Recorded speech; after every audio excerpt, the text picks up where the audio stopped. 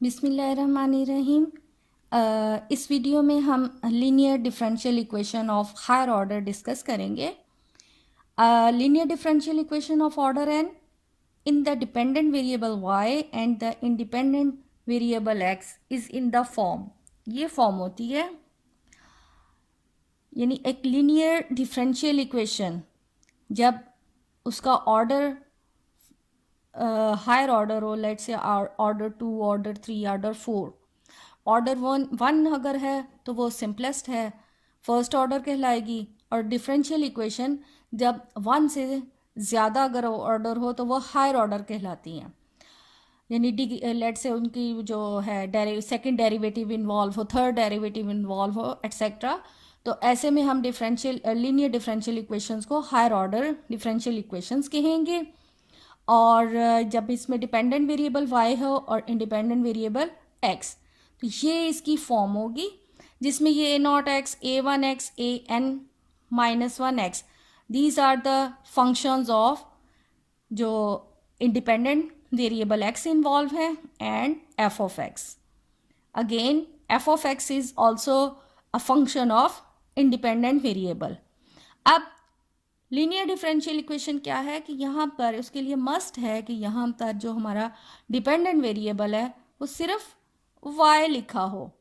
यानी अगर हम यहाँ y स्क्वायर हो या स्क्वायर रूट ऑफ y होगा तो फिर इसमें ये लीनियर डिफरेंशियल इक्वेशन की नहीं होगी एग्जाम्पल। यानी यहाँ y स्क्वायर और स्क्वायर रूट ऑफ y इस तरह नहीं होना चाहिए। जस्ट जो हमारा डिपेंडेंट वेरिएबल है, लेट से y है, तो सिर्फ y ही इन्वॉल्व हो, तो ऐसे में इसको हम कहते हैं लीनियर डिफरेंशियल इक्वेशन। अब लीनियर डिफरेंशियल इक्वेशन आगे फर्दर टू टाइप्स की होती हैं। When f of x is equal 0, जब यहाँ पर f of x 0 है तो ऐसे में इनको इक्वेशंस को कहा जाता है होमोजीनियस डिफरेंशियल इक्वेशन। और अगर f of x not equal to 0, then this is called non-homogeneous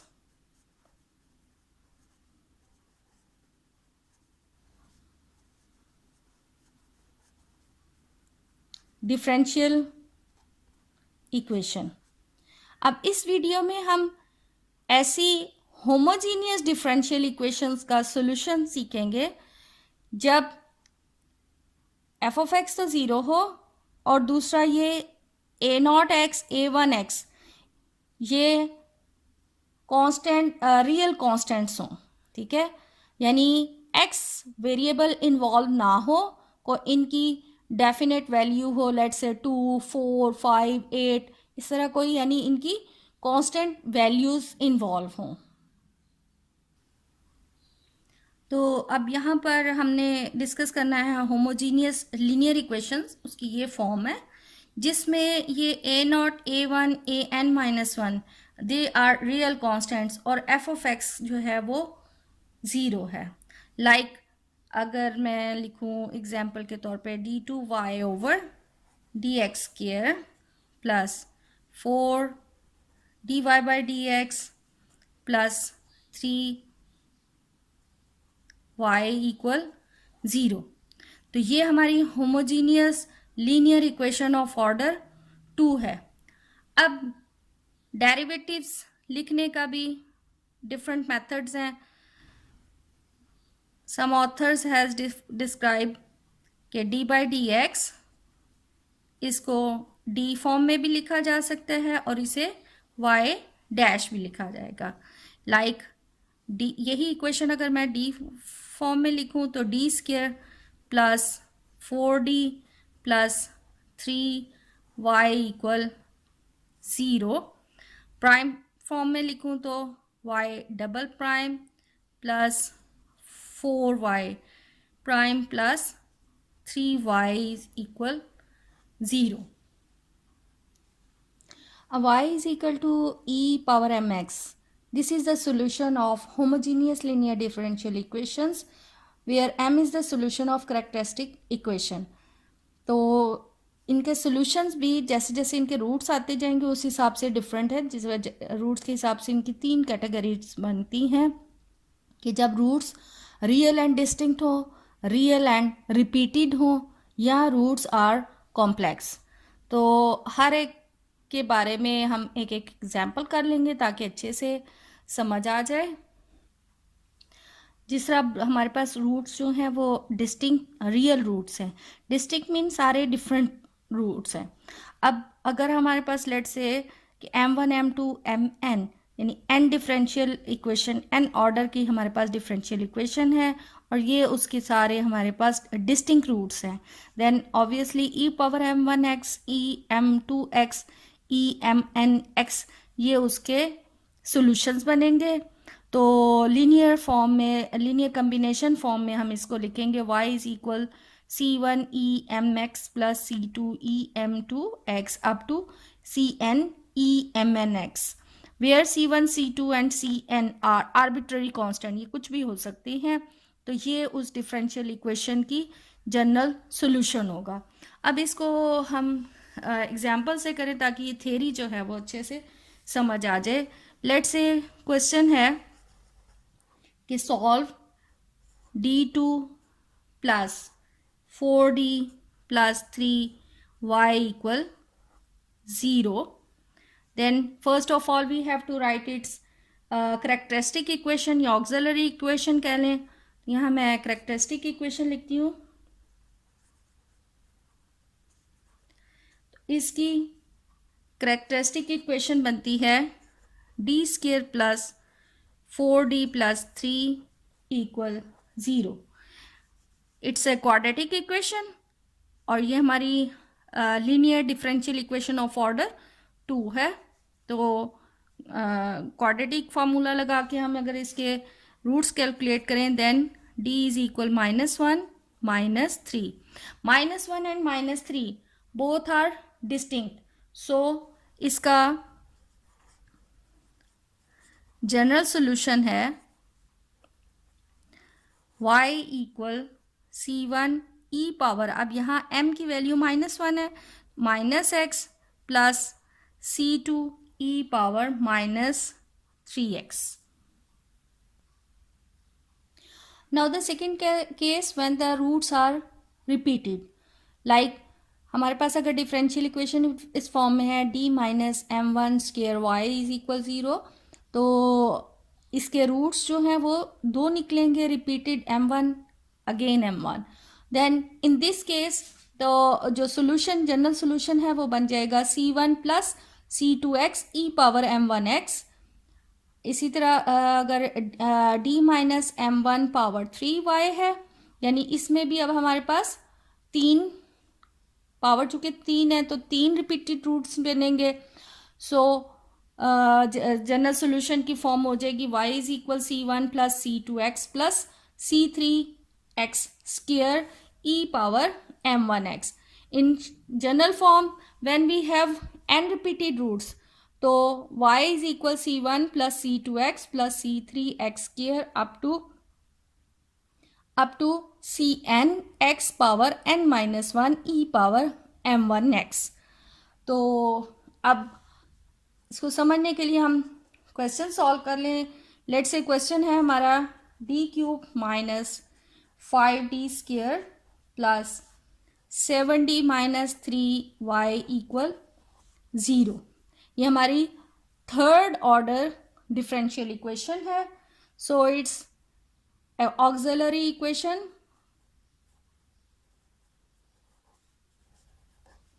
auxiliary equation इसकी बन जाएगी y के बगैर, y टर्म के बगैर जो इक्वेशन लिखे हैं उसको हम ऑक्सिलरी इक्वेशन कहते हैं।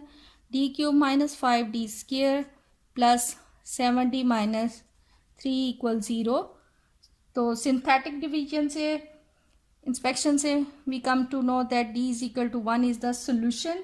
अब ये एक सोल्यूशन है, तो दूसरा सोल्यूशन जो है वो यानी इसका करने से d square minus 4d plus 3 equal 0 आ रहा है। ये क्वाड्रेटिक फार्मूला लगाएंगे, then we get d is equal 1 1 and 3। अब यहाँ पर ये दो रूट्स रिपीटेड है और ये डिस्टिंक्ट रूट है, तो इसके लिए डिस्टिंक्ट वाला रूल लगेगा और इन दो के लिए रिपीटेड। दूसरी ये बात कि ऑर्डर 3 है तो 3 ही इसके रूट्स निकलेंगे। अब जो ये रिपीटेड है इसके लिए हमने जनरल सोल्यूशन लिखना है, हेंस द जनरल सोल्यूशन इनको लीनियर फॉर्म में, लीनियर कॉम्बिनेशन की फॉर्म में।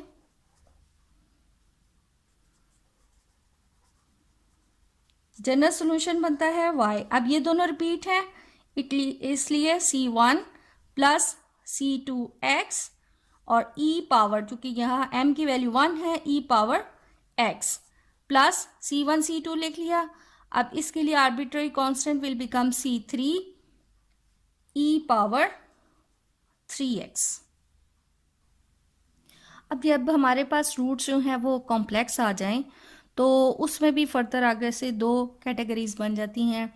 एक तो अगर रूट्स जो हैं वो कॉम्प्लेक्स रूट्स जो हैं वो नॉन रिपीटिंग हो, like a plus minus iota b अगर हमारे पास रूट आता है तो फिर इसको सोल्यूशन, जनरल सोल्यूशन लिखने का फॉर्म है y is equal e power ax, because a is a real, तो इसलिए e पावर ax ही लिखेंगे। और ये आयोटा b और उसका कॉन्जुगेट, ये आयोटा b जो है ये कॉम्प्लेक्स फॉर्म है, इसलिए हम c1 sine bx plus c2 cos bx लिखेंगे।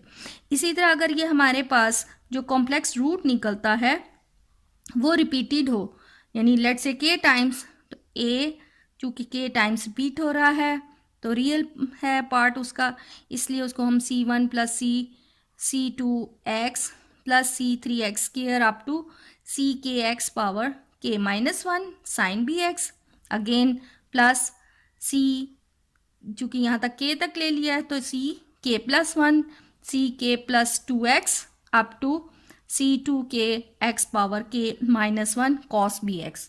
अब इसकी भी एग्जाम्पल कर लें ताकि ये अच्छे से समझ आ जाए। अब हमारे पास जो क्वेश्चन है D cube minus D square plus D minus 1 y equal 0, then it's characteristic equation is,